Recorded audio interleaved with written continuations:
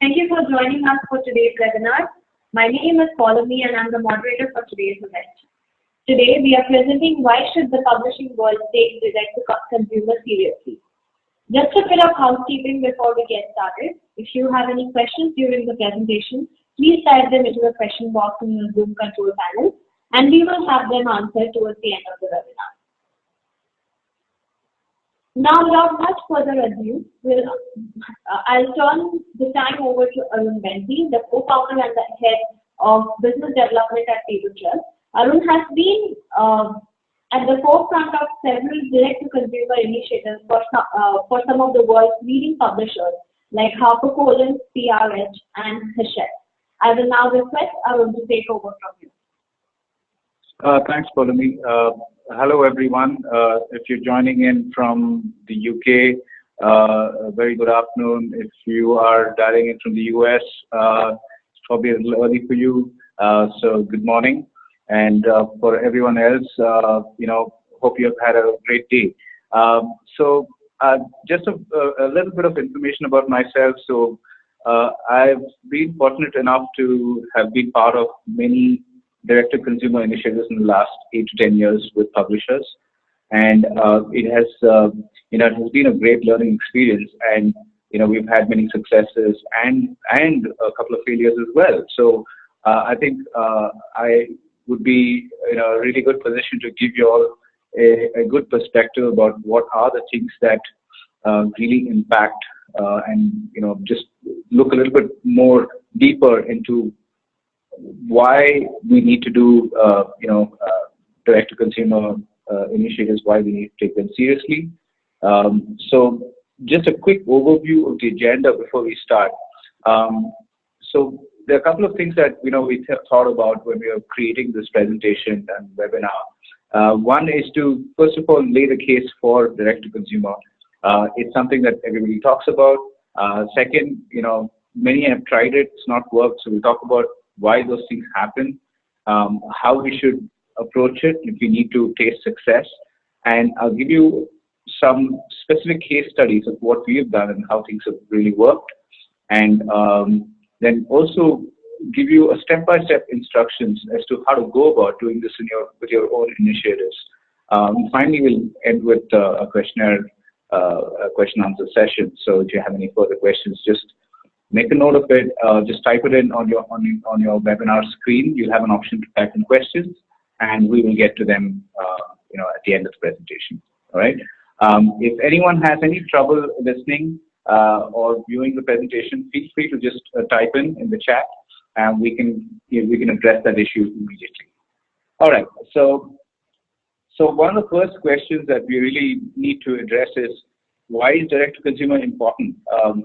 This has been a question, this has been something, it's not something new. Publishers have always tried to go direct to consumer, not just publishers. I think, if you look at any industry, going direct to consumer is something that everyone has thought of at some point in time.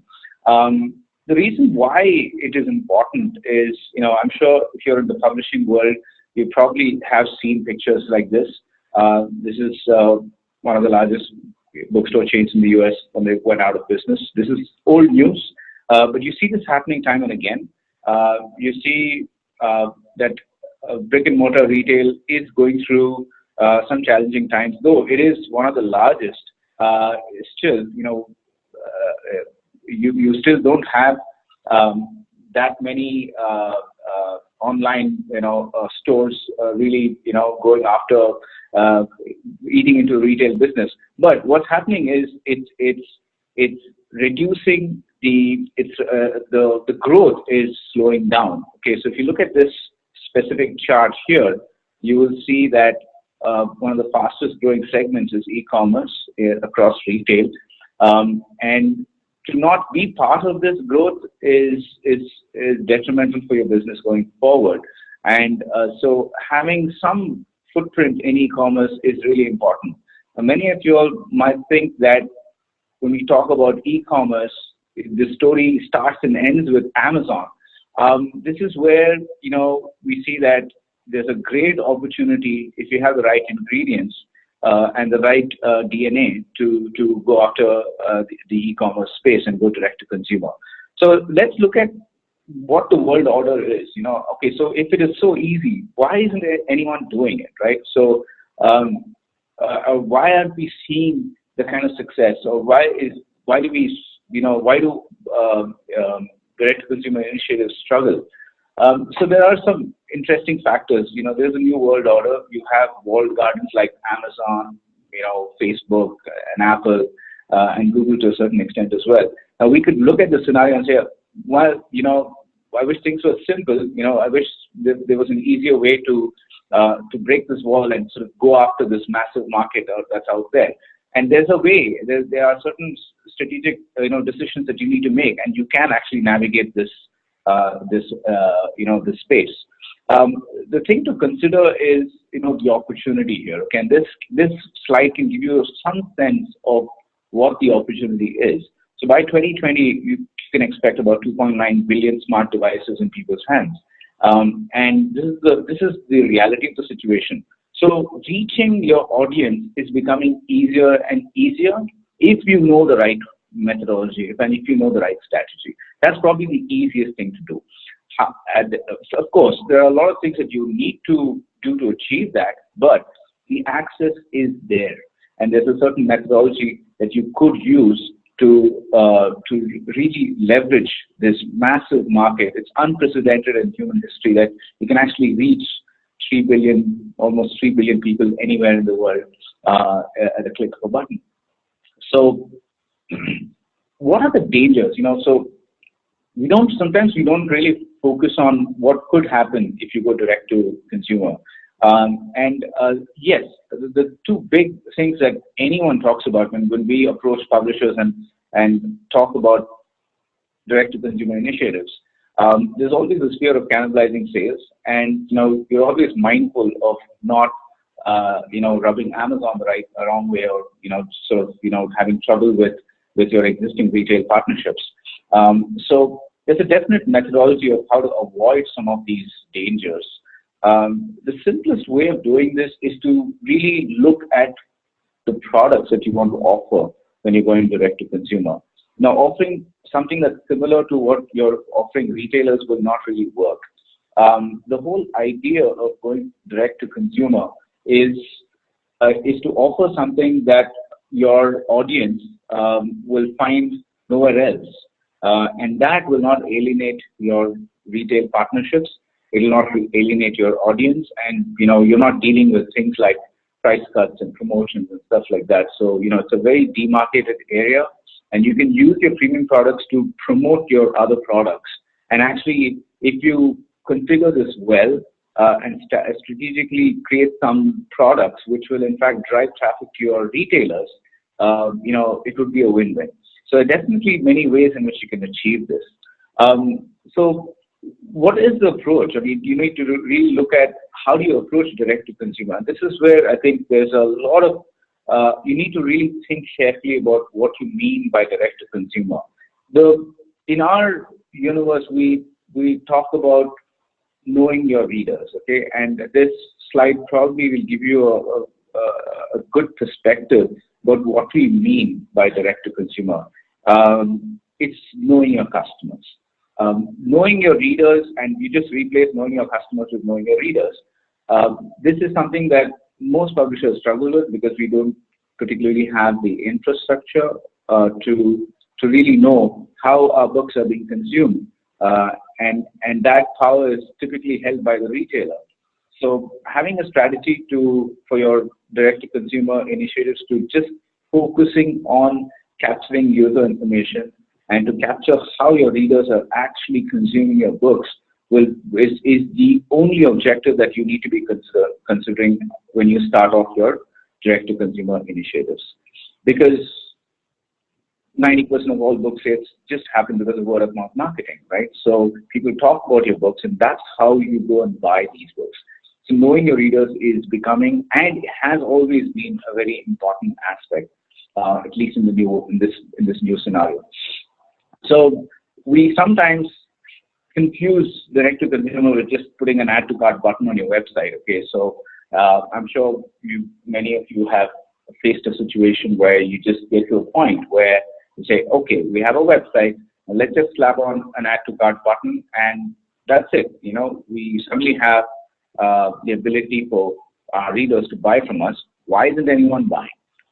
That is the crux of why many direct-to-consumer projects fail, because we start with this objective of e-commerce.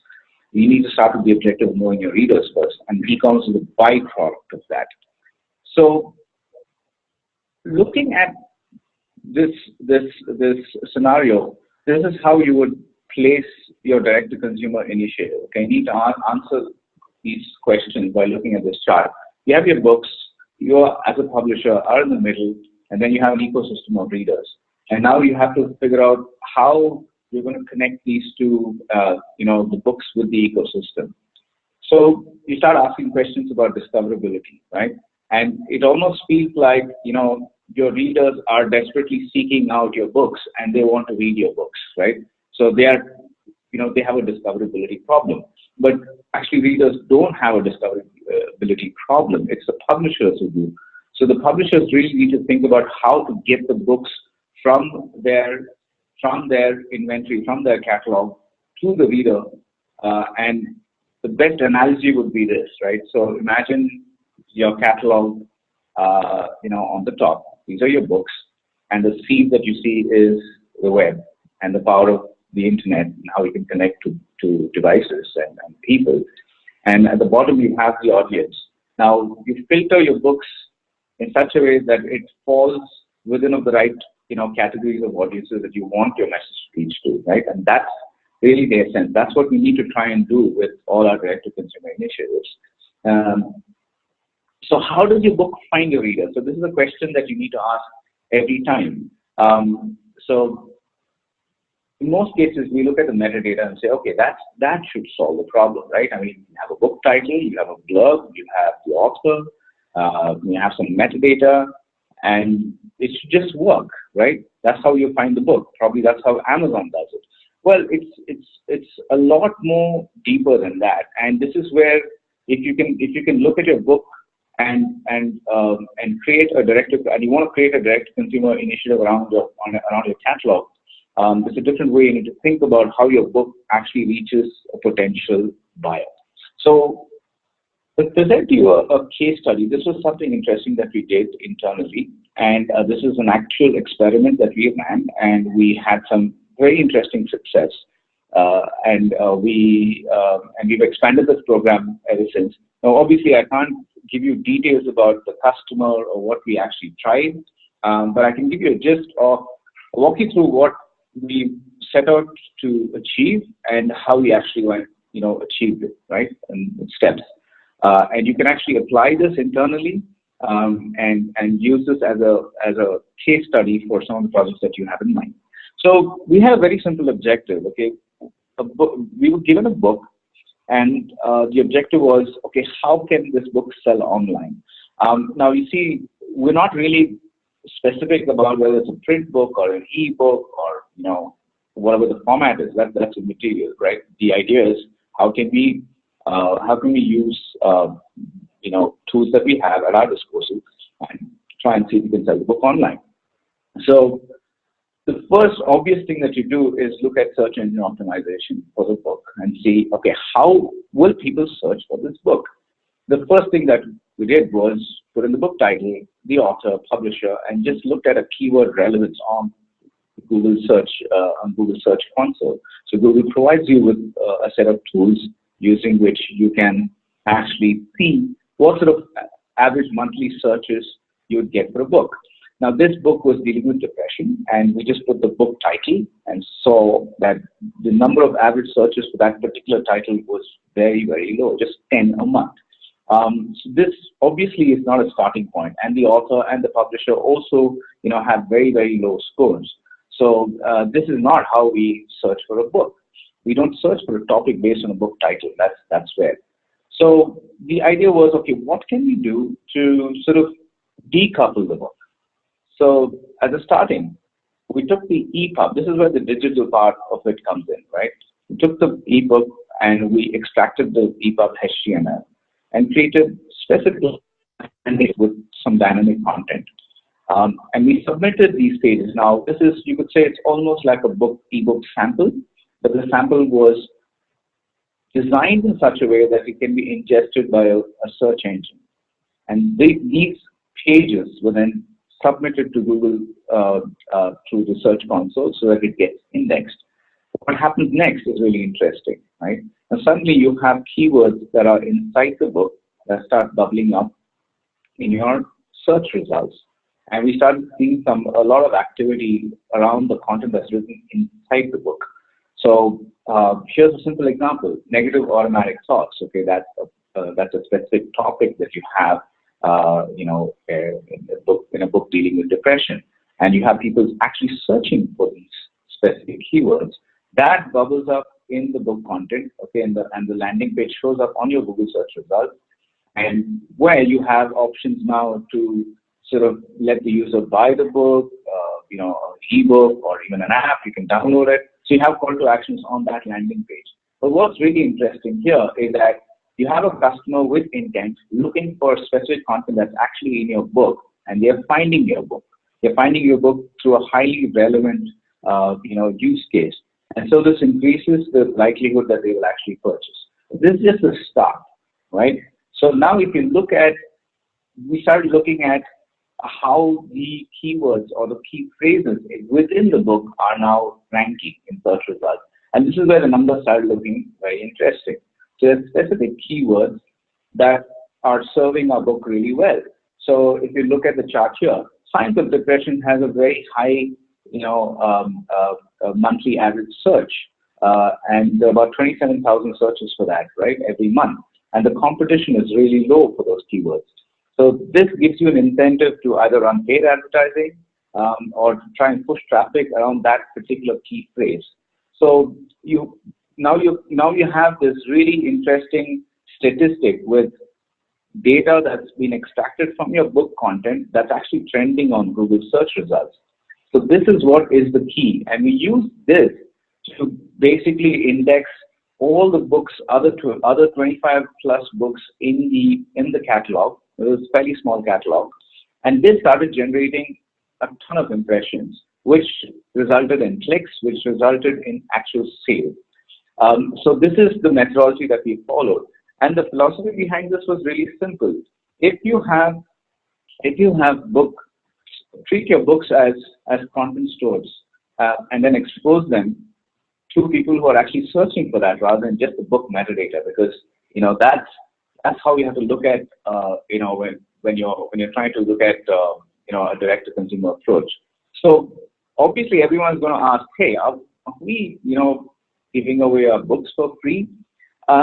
So when I get asked this question, the first thing that image that comes to mind is this, right? So if you look at an offline purchase experience, a customer walks into a bookstore, pulls up a book, sits down, probably reads the book because the whole book is available for them to read and evaluate, and that's what triggers a purchase.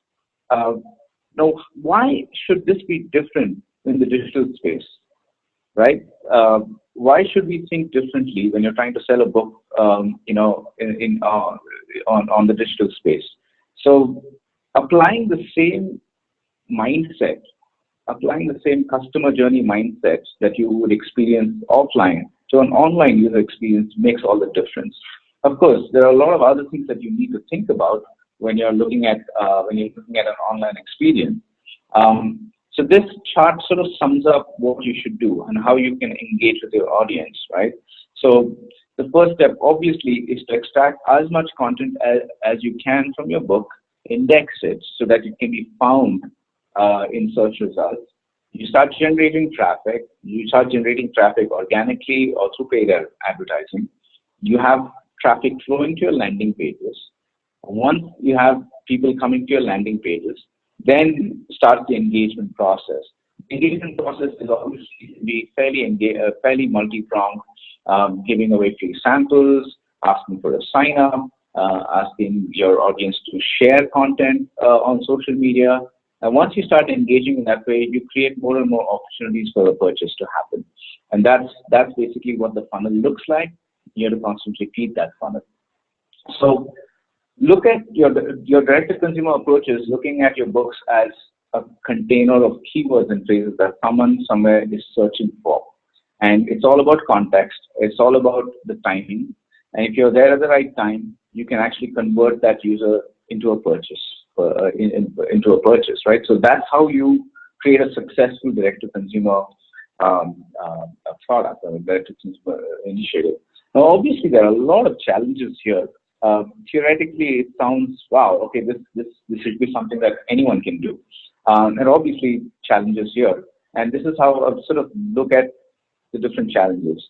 Probably the most difficult challenge to overcome is the mindset, right? And the mindset goes back to how you look at direct-to-consumer initiatives.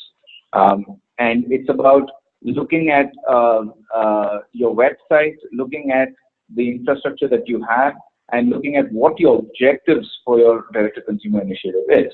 Are you just looking at selling books, or are you looking at understanding your readers? And if you shift your mindset to just understanding your readers, that's when you can start seeing success. And in this mix, you should never underestimate the power of free. I mean, people love free stuff, and that's how the internet and the web has been structured. So you have to leverage that mindset. You have to leverage that power using free, and you can start seeing some results. So now this is not just about selling ebooks. I mean, this can work for any sort of product that you have, even for your print. And applying this mindset and applying this methodology can start showing you a lot of results. Now, this is definitely not a one-time process. What you need to do is you need to look at a minimum 6 months to a year where you invest in nurturing your readers. And once you have a critical mass of readers, you'll actually start seeing the results, and you'll start seeing the sales trickling through. And of course, personalization is everything, right? So today, the world is about personalized communication, and it's about context and timing. So selling your entire catalog. So let's say you're a publisher with tens of thousands of titles, putting everything into one basket and just saying, okay, I have everything that you need, was never going to work. So this really ties into customizing your communication channels and ensuring that you're not selling everything to everyone. And you have to invest in digital marketing. And when you say invest, it's about having the right staff and having the right agencies to help you accomplish some of these tasks, because you really have to coordinate with different vendors, with different systems to pull this off. So here's sort of a practical step-by-step guide, okay, and it's like a 4 or 5 step process, and you can apply this process to before you get started with any of your direct-to-consumer initiatives. You can start looking at this practical step-by-step guide as a success parameter. So the first thing that I would consider is taking your book samples seriously. I mean, it all starts from there. There's a lot of content in your books that need to be exposed before it can be found. And doing that in using your EPUB infrastructure is really important. There are many ways in which you can do this. So the key word for any publisher is go beyond just your ebook metadata. Expose your ebooks itself. Seems like a scary idea, but you can start with the 10%, 20% sample that Amazon and all the other retailers anyway do, right? You have the power to do that. So just exposing a portion of your ebook, from a search engine optimization point of view, is critical. So most publishers look at the ebook samples as a PDF document that's lying on the website and say, okay, fine. If a customer comes to my website, they can still read the sample. Well, you need to think of it different. You need to figure out how your sample can actually attract that user to your website. So use your samples as a hook, and that's really a critical aspect of the strategy. Different ways in which you can do this, and the interesting thing about some of the technology that's available is to understand how you create your landing pages for your ebooks. So if you look at this chart, you'll see that print has a particular format, and humans love this. I mean, you read a piece of a phrase, a paragraph, a sentence, you immediately know what it's about. But if you look at the internet, if you look at search engines, they consume content in a very different way. It's all about context. And this simple example sort of gives you an idea. So if you take a sentence which describes, a cookbook, like in a cookbook, it's just a sentence. In an EPUB, there's some formatting, parameters around it. But for a search engine to really understand that it's an ingredient in a recipe book, you need to parameterize it. And I would urge you all to take some time and look at this concept called micro formats. You can always Google it and learn a little bit about it. It gives you a sense of how search engines rank your pages. If a search engine understands your page better, it's able to target it better, and you start ranking higher. So these are experiments that we've run by just taking EPUB content and tweaking it a bit so that it gets ranked better on Google search engines, on any search engine for that matter. Right? So that's a very, very critical step. So start thinking of your ebooks as sets of HTML pages that can be indexed for better search results. So step 2 is to create a landing page for each of your book. Okay, your home page, like we talk about publishers having websites. Everyone has a website, but for a publisher, a website is meaningless if you don't treat each of your books as its own landing page, right? And that's the critical part here. So every book is its own brand, obviously. So why would you put everything into a catalog and expect to have any results in that, right? So creating a landing page is critical. A landing page lets you focus on content, on traffic coming, contextual traffic coming to your landing page, and that helps you convert to a sale. This is how you would look at your purchase funnel, right? So you have your ebook content index on the top. It doesn't stop there because you can't drive traffic just by indexing. You might get some organic traffic coming in because of search engine optimization, but you need to look at newsletters, social media, start thinking about a book club, free samples, direct marketing. There's so many ways in which you can feed that funnel. The more you feed that funnel, the better your chances are of that bottom round purchase happening, right? So whenever you are talking about direct-to-consumer initiatives, think a little bit more about how you're going to feed that funnel and have a very clear strategy of how you're going to create traffic that will slow down the funnel. The next thing to think through is your customer journey. This is an actual flow of how a customer has actually thought about a prospect coming to the website, downloading a free sample, and the sort of communication flow that goes through for the next 30 days, right? So like I was mentioning, there's no one size fits all, with this sort of a scenario. So you need to think through the customer journey, and you need to think through a minimum of 30 days from the time they have given you permission to talk to them. So when you generate traffic to your landing pages, let's say someone has downloaded the sample or requested something and given email access, identifying who that user is really important. And then you have an email that goes out after a couple of days, enticing them to maybe buy a coupon code, and then you look at the possible outcomes. Have they clicked? Have they not clicked? If they've clicked, they go to a different flow. If they have not clicked, the second email goes out after a week. So this, you really need to think through how a sort of a 30-day framework of engaging with a customer with the minimum of maybe 4 to 5 emails. Sometimes you can even go more without being too spammy. But relevance is everything. Okay, you have a user who is downloaded based on a specific topic.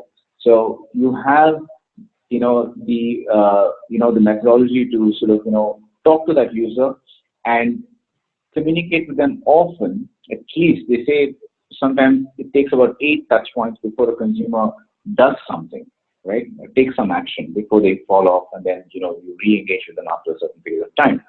So having the strategy thought through and figuring out how you're going to continue to talk to this customer is really important. Now, you need to really look at each of these segments, and you have to start measuring and optimizing it. right? So it's not a one-time process, and you need to have a methodology where you're capturing, measuring, and optimizing it as you go along, because your first experiment might not really work out, and then you have to continuously, figure out how to optimize it as you go along. Now, you might think this is really difficult to achieve, but this is where we're seeing probably the highest growth in the industry. Today, we have about 7,000 marketing and automation tools across, every imaginable segment, and it's probably the best time to put in place, scalable automation solution that can really kickstart your direct-to-consumer initiatives, and you can actually start seeing results with probably minimum effort. A lot of publishers don't start with this because they don't have the staff, they are overworked. We've seen this. We've seen in some of the largest publishers, you have a huge, staff crunch in the digital department, right? You don't have enough staff to create these sort of projects. You don't have staff and time and resources to kickstart these processes. And that's where we're seeing the biggest, improvements in the last couple of years. You see so many tools that are available to help you navigate this, this scenario. So, if you look at the technology landscape, this is how we should sort of place it. Right on top, we need to start thinking about your CRM. You can replace the C from customer to reader. That's fine, but the CRM is your central sort of engine, and it's a single source of truth for all the data that you collect. And based on that, you need to start personalizing how you're going to talk, to these readers, to these consumers, and the timing is really important. So, to enable personalization, you need a progressive profiling system. It sounds like a fancy word, but it's really simple. Let's say you have a customer or reader who comes to your website and clicks on a link and is downloading or is reading something after giving you permission with their email.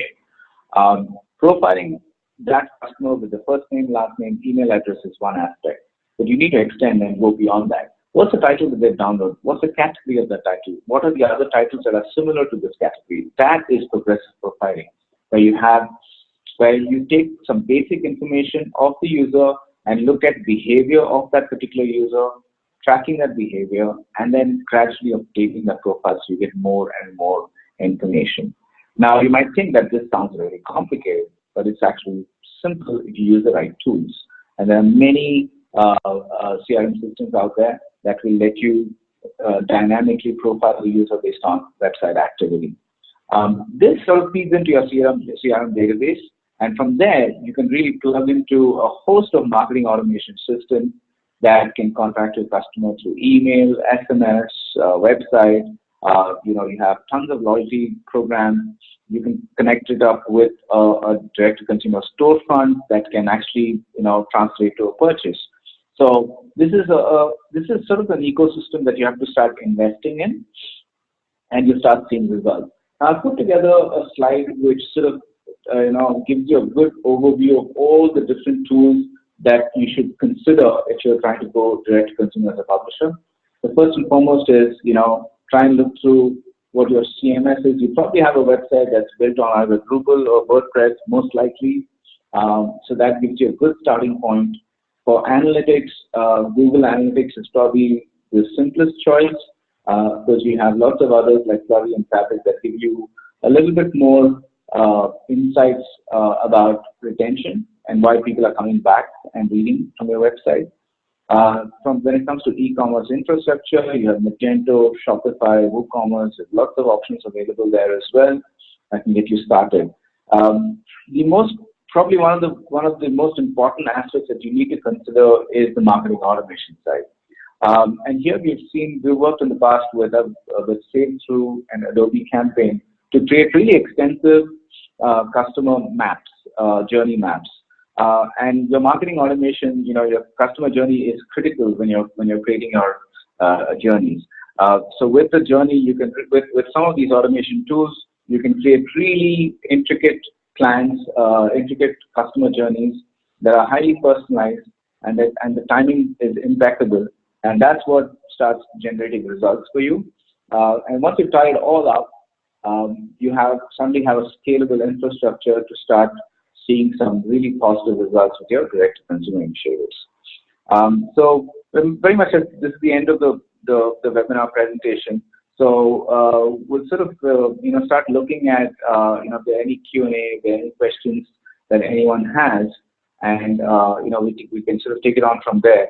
So if anyone has any questions, feel free to sort of post it on the presentation, and I can get back to you on this. So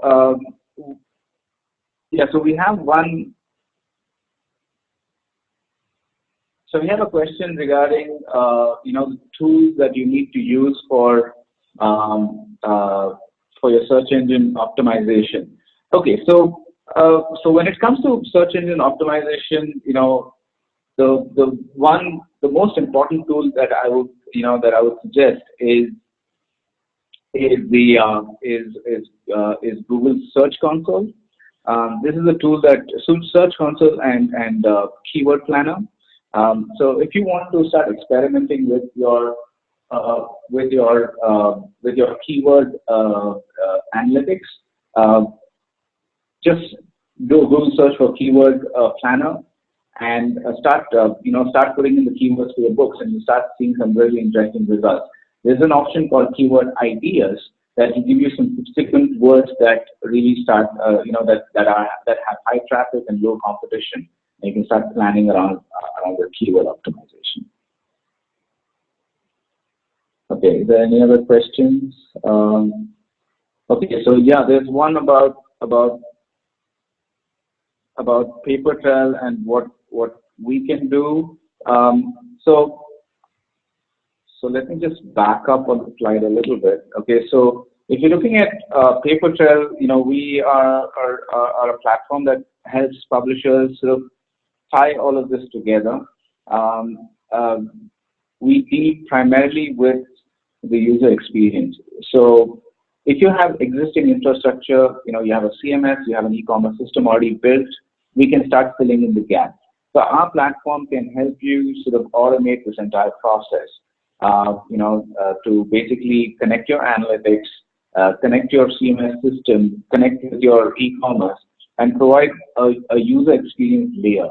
So when customers make a purchase, the flow is smooth from the time they make the purchase to read the sample or read the ebook, and then that feeds into your analytics and your marketing automation system to really kickstart your direct-to-consumer initiatives. So if you're looking at building a website for your publishing business, or you're looking at an app, a reader app for the entire business, or for specific titles, for any sort of marketing, if you want to create a marketing app for one of your books, all of these are handled by Papertrail in a very, very cost-effective way. And that's basically, what we can help with. So if you have any of these sort of direct-to-initiative projects in mind, feel free to, either call me or email me, and reach out. I'll be happy to sort of walk you through the various, solutions that, the past experiments that we've done. Even if you just want to bounce off some ideas, I'll be more than happy to, talk to you. I think that's pretty much it. Thank you so much for taking the time. We're just about time now. Okay, so good. We were able to finish on time. So feel free to reach out to me if you have any questions. And thank you so much. Thank you everyone for joining in.